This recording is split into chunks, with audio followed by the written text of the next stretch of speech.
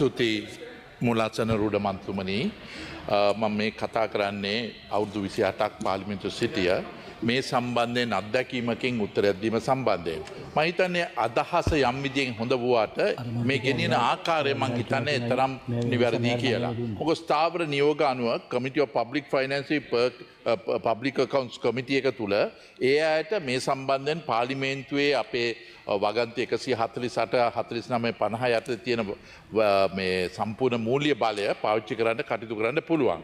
ඒකෙන් ලැබුණ දේ මෙතෙක් දුර ඔඩිටර් ජෙනරල් හරි සිබොක් එක හරි නීතිපති තුලින් තමයි කටයුතු කරන්නේ. ඒ හැබැයි මේක අද මේ ගෙනලා තියෙන යෝජනාව මම හිතන විදියට අපි විපක්ෂයෙන් මේක අනුමත කරන මොකද ඒක යම් විදියකින් ඉදිරියට මේක කටයුතු වෙනවා. මම හැබැයි ඒත් කියනවා මේක එච්චරම ඇඟට හොඳ දෙයක් නොවේ. මම හිතන විදියට මේකේ මීට පෙර තිබ්බ ස්ථාවර නියෝග නිවැරදි කරලා ඒකට ඉක්මන් කිරීමේ වැඩ කටයුතු කරා නම් මම හිතන විදියට පාර්ලිමේන්තුවේ පද්ධතියට මේක හොඳක් වෙනවයි කියලා තියෙනවා. මම මේ නිදර්ශනක් ගන්නවා. මම හිතන්නේ දක්ෂ නියෝජ්‍ය අමාත්‍යවරයා තමයි ප්‍රසන්න ගුණසේන. එතුමා කියනවා අද මම උපුටා ගන්නවා අප්‍රේල් 6 වෙනිදා අරුණ පත්තරේ වංචා හේතුවෙන් ළංගමට දිනකට කෝටියක පාඩුවක්. ඒ කියන්නේ දැන් මේ මෑතකදී දැන් වෙලා තියෙන දේ අනුව මේක බංකොලොත් වීගෙන යනවා. දැන් මේක Public Accounts Committee කබීර් හෂිම් මේ සම්බන්ධ සභාපතිතුරේ දරලා කෙලින්ම මේක CID කිව්වොත් මේක හොයන්න කියලා එක එච්චර මං හිතන්නේ ඔබින නෑ. දැන් මම මේ ප්‍රායෝගික අත්දැකීමකින් කියන්නේ. හැබැයි මේක සාමාන්‍ය විගණාධිපති සහ ඒ කටයුත්ත අනුව මේක ඉදිරියට ගෙනියනවා නම් ඒක දැනුත් වෙනවයි කියනෝනේ මේ කියන්නේ. ඒ කියන්නේ සාපේ 76ට පසුව වෙන එකක් මේ කියන්නේ. ඉතින් ඒ සම්බන්ධයෙන් මම හිතන විදියට කරුණාකරලා මේකේ නීති රීති ඕන විදියට ගේන්න. එපයි කියන්නේ.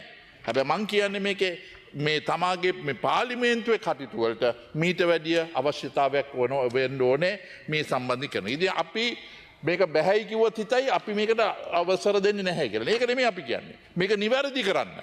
හැබැයි මේ වගේ ගෙන්න එපයි කියන එක තමයි අපේ ඒකාන්ත මතය. හැබැයි සම්පූර්ණයෙන්ම මේක කරන්න ඕන නම් කරන්න මොකද නැත්නම් අපි නැහැයි කියන එක නෙමෙයි කියන්න හදන්නේ පොත් නිවැරදි කරන්න. But I want to even speak of a more important one, presiding member, is what is going on today is that its impact on the government servant. අද රජයේ නීති රජයේ සේවකයන් ඉතාමත් භයානකකාරී තත්ත්වය තුළින් ගමන් කරන්නේ. රජයේ සේවකයාට අද අභිමත පරිදි වැඩ කිරීමේ සම්පූර්ණ අයිතිය නැති වෙලා තියෙනවා. The discretionary power. දැන් මේකේ එයාට තියෙනවා ඔඩිටර් ජෙනරල්ට උත්තර දෙන්න. ඊට පස්සේ සිබොක් එකට උත්තර දෙන්න. පොලිසා CID එකට උත්තර දෙන්න. මේ මං කියන්නේ සෙක්‍රටරි කෙනෙක් හරි චීෆ් ඇකවුන්ටිං ඔෆිසර් කෙනෙක්. FR දැන් AR අනුව කටයුතු කරන්න. එතකොට මිනිස්ටර් සහ සෙක්‍රටරි දෙන්න පනත් ක්‍රියාත්මක කරන්න. ඊට පස්සේ උසාවි වලින් දෙන ඒවා කටයුතු කරන්න. දැන් මෙහෙම වුණාම රජයේ සේවකයා මේ මිනිස්සයා බය වෙවි මොකද මෙච්චර වේව කළා වැඩ කරන්නේ නැති හිටියොත් කිසි ප්‍රශ්නයක් නැහැ. මෙන්න මේක තමයි අද වීගන යන දේ. ඒ නිසා තමයි මේ IMF එක ඇවිල්ලා කිව්වද World Bank එක ඇවිල්ලා කිව්වද කියන එක හොඳයි. ඒක අපේ ලංකාවේ තියෙන දේවල්ට අනුගමනය කරන විදිහට නීති හදන්න ඕනේ මිසක් මේ සුද්ධ ඇවිල්ලා කිව්වයි කියලා කිසිසේත්ම පාවිච්චි කරන්න එපා. මේ අනාථ වෙන දේවල් ගිහලා දාලා ඔය අප්‍රිකා රටවල් වල ඒවා එහෙ ටෙස්ට් කේස් එකක් ගෙනල්ලා මෙහෙ දානවා. I now want to speak of a much more important one, but I would also refrain by saying that there is no, as a responsible member of parliament and a former minister of finance, the financial situation. There is no need for any run on any bank at all. That's not my intention. My intention is purifying the central bank, which I have been taking personally on, the breach of what they are doing. Now today, you have the reportation by the NDB. I must salute because they have a chairman, Mr. Sriyan Pure, who is a very knowledgeable person. The CEO there, Callum, is another very knowledgeable person. I am only reflecting for the collective good of the country's banking sector.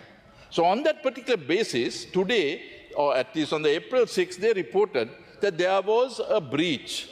And they reported to Security Exchange that there was a 300 million fraud. Now that 300 million by Monday became 13.2 billion. Now, this is the reason why I want to mention, because this is a necessity as a country. And I say, please, there's no need of any run on any bank at all. But I only want to highlight the operational central bank, the bank supervision. And I was even more shocked today. We basically had them coming before Committee of Public Finance. And the information that gave us was absolutely paltry and it was dangerously placed with no responsibility being taken by them. Now, these are the same central bank that had the impact of Pramukha Bank, Ceylon Savings, all of them before. Not only that, even on April 12, 2022, the country that was supposed to be good 1 week before suddenly went into bank delinquency. Now, that's the same central bank that is stating today that they can't answer members in parliament on certain matters simply because they want to protect the depositor. I am looking at protecting the banking aspect of this entire country. This is not only the aspect of depositors that are there. What about the entire country's economy, which I want to bring about? Now, the most important aspect of all of them, where is the oversight committees that are there? There are board members that are independent. Where are the audit committees that are there? Who is the external auditor that is there? Then this central bank has online supervision that has been there for the last 4 to 5 years. This central bank supervision online was required because they said they need to basically investigate any company at any time. Now, this is the same thing. I basically mentioned the former president was doing a hell of a lot of work, that is Ravi Karunanayake. The independence of central bank is something which this government must seriously relook at. It's not a personal matter.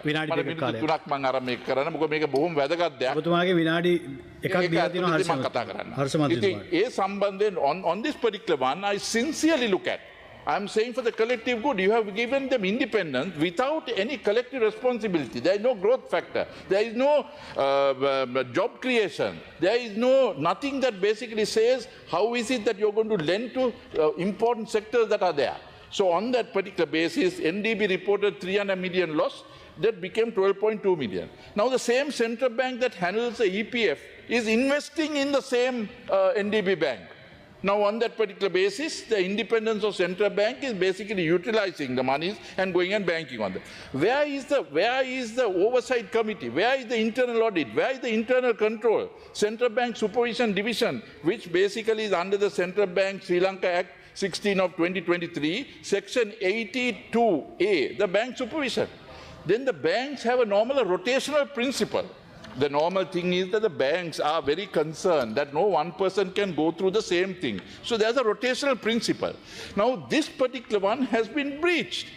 Even the IMF, they had concern saying that the central bank's internal bank supervision is very weak. They have mentioned the Governance Diagnostic Assessment 2023. They have mentioned this as one of the grave concerns that are there. Now on that particular basis, I want to ensure that the banking sector is protected. And once again, please, the media should not use this in wrong. The banking sector is very safe. This is one bank that has reported. They must be congratulated for without fear bringing it out. But I am saying the central bank, look at the bank, look at their AGM reports. They have basically mentioned, I am tabling, Honourable Member, I want with your permission to print this. This is the financial report of the NDB Bank. Page 347, in year 24, they have mentioned that there is a financial assets gross 3.1 billion. Now this particular one is further qualified into 25. They say it has gone to 12 billion, 12 billion 0.2 million that is there. That's 12 billion 200 million. So on that particular basis, what has the bank supervision done? What are the internal auditors done on this matter? The reason that I'm bringing this out, this has been stealthily swept under the carpet. Now, on this particular basis, when we asked this from central bank today, they said that they don't want to make it open because they don't want to divulge. They are only ensuring the incompetency is not being highlighted. That is the reason why I want to tell you, the most senior minister here, Honourable Bimal Ratnaka, please look into that. I am saying with all sincerity, I have no opposition or government on this particular basis. I am more concerned of the economy of this country, and I have been fighting this passionately. They have been personally battering, but that doesn't mean I need to say protect Sri Lanka. Honourable Eranga is there. You look at, I mentioned that Kyrgyz had a cyber attack that was there. The same thing is Sampath, owing to the lack of time. They basically have the forensic department has given that there's Sampath Bank has indulged in forgery documents. And because of the lack of time, I would like to get your permission to print this entire document into the Hansard. And I table this with your permission. So I don't want to labor this amount because I want to speak in the morning, but there was a constraint with time. But I thought with the opportunity, with the standing orders that were there, bring this in both aspects. But please ensure the banking sector, please take it into your cabinet, ensure that you basically give this. There is no need of any run on the banks at all. But we need to strengthen the balance sheets of all banks and ensure that the central bank supervision, the bank supervision section be strengthened, or if not, close it down and get a better system operative. So I take this opportunity, thank you for giving this opportunity, but please ensure, together ensure we'll strengthen the economic system, the banking system, and also bring the incompetencies and inefficiencies of central bank and make it a running system. Today, you have the IMF, which we met last week in Parliament. We told them, you are concerned in collecting the revenue. The central bank is concerned in having rupee stability. Who is there to ensure the growth of this country? මේ රටේ වර්ධන වේගය කවුද බලන්නේ? ඒක ආණ්ඩුවට. මේක කවුරුත් ඉඩ දුන්නේ නැතුනහම ප්‍රශ්නේ යන්නේ එතනටයි. ඉතින් යන්නේ හැංගීම් බරක අපි රටේ ආර්ථිකයට හදන්න අවශ්‍යතාවය තියෙන නිසා මම කාරණක ඉල්ලනවා. අරවින්ද සෙන්ඩර් ගරු මන්ත්‍රීතුමාට නියෝජ්‍ය ඇමතුමාට විනාඩි 13ක් කාලය ලබා දෙන්න.